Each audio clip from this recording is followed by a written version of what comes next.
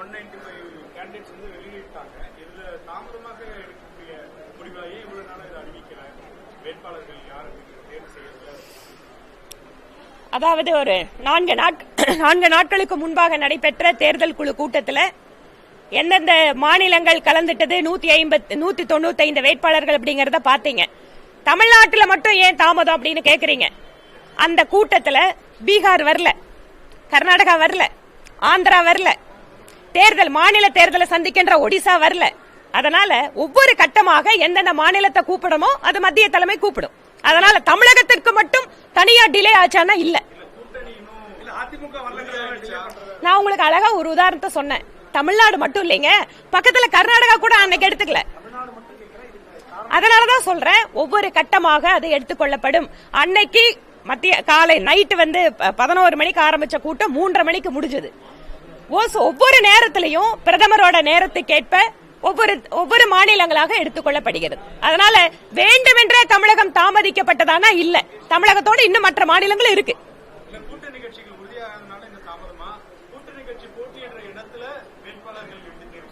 நான் தாமதமே இல்லன்னு சொல்றேன், அப்புறம் நீங்க ஏதோ காரணம் சொல்றீங்களே. கூட்டணி அப்படிங்கிற பேச்சுவார்த்தை போயிட்டே இருக்கு. கூட்டணி பேச்சுவார்த்தை அப்படிங்கறதும் எந்தெந்த தொகுதிகள் கூட்டணிக்கு அப்படிங்கறதும் அந்த பேச்சுவார்த்தைகள் போயிட்டே இருக்கு. ஆனா ஒரு கட்சி, அரசியல் கட்சியாக அத்தனை பாராளுமன்ற தொகுதிகளில் எங்களோட பணிகள் இருக்கு. அதற்கானதான் இந்த கருத்து கேட்பு கூட்டம். இன்னும் தேர்தல் நோட்டிபிகேஷனே வரல, இன்னும் டைம் இருக்கு.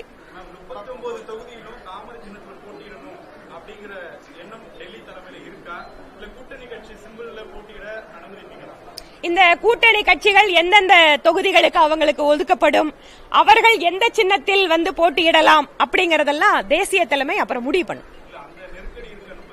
எங்களுக்கு எந்த நெருக்கடியும் இல்லைங்க. நாங்க மக்களை சந்திக்கிறதுக்கு தயாரா இருக்கோம், மக்கள் எங்களுக்கு வாக்களிக்கிறதுக்கு தயாரா இருக்காங்க.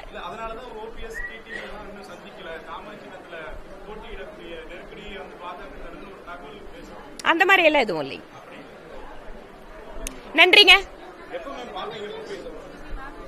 எல்லாத்தையும் பாத்துட்டு இருக்கிறாங்க, நீங்க பாக்குறீங்க, எல்லாத்தையும் பாக்குறோம்.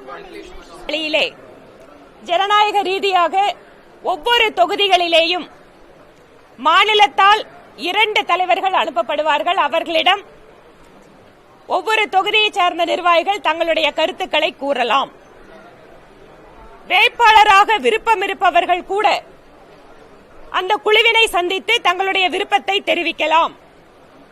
நாளை காலை 10 மணிக்கு ஒவ்வொரு நாடாளுமன்ற தொகுதிக்கு உட்பட்ட மாவட்ட அலுவலகங்களில் இந்த கூட்டம் நடைபெறும். இதற்காக எந்த தொகுதிக்கு யார் செல்ல போகிறார்கள், ஒவ்வொரு நாடாளுமன்ற தொகுதிக்கும் 2 தலைவர்கள் செல்வார்கள். யார் செல்ல போகிறார்கள் என்கின்ற தகவல், அவர்கள் பெயர்கள் அடங்கிய பட்டியல் இன்னும் சற்று நேரத்தில் இங்கு வெளியிடப்படும். ஜனநாயக ரீதியிலே ஒவ்வொரு பகுதியை சார்ந்த கட்சியினுடைய நிர்வாகிகளுக்கும் தங்களுடைய கருத்துக்களை தெரிவிப்பதற்கான வாய்ப்பாக இது ஏற்பாடு செய்யப்பட்டிருக்கிறது. பாராளுமன்ற தனி அலுவலகம் கிடையாது, நம்ம அலுவலகம் தான் இருக்கு. திறந்திருக்கிற இடத்துல அது அது லோக்கல்ல முடிவு பண்ண.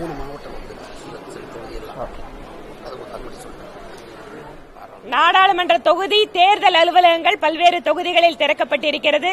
அந்த தேர்தல் அலுவலகங்கள் இருந்தால் அந்தந்த பகுதிகளில் தேர்தல் அலுவலகங்களில் அந்த கூட்டம் நடைபெறும்.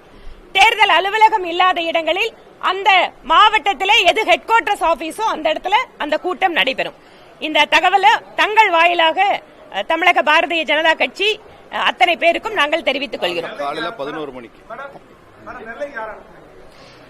எந்த தொகுதிக்கு யார் போறாங்கிற பட்டியல் இன்னும் 1 மணி நேரத்தில் இங்க நாங்க கொடுத்துறோம். நான் சொல்லி முடிச்சிடறேன், அதுக்கப்புறம் உங்க கேள்விகள். இந்த வேட்பாளர்கள் தேர்வினை பொறுத்து ஒவ்வொரு மாநிலத்திலேயும் மாநிலத்திற்கு என்று தேர்தல் குழு அறிவிக்கப்படும். தமிழகத்தினுடைய தேர்தல் குழுவும் இங்கு அறிவிக்கப்படும். அதில் கட்சியினுடைய முக்கிய தலைவர்கள், தேர்தல் பொறுப்பாளர்கள் இவர்கள் எல்லாம் இருப்பார்கள்.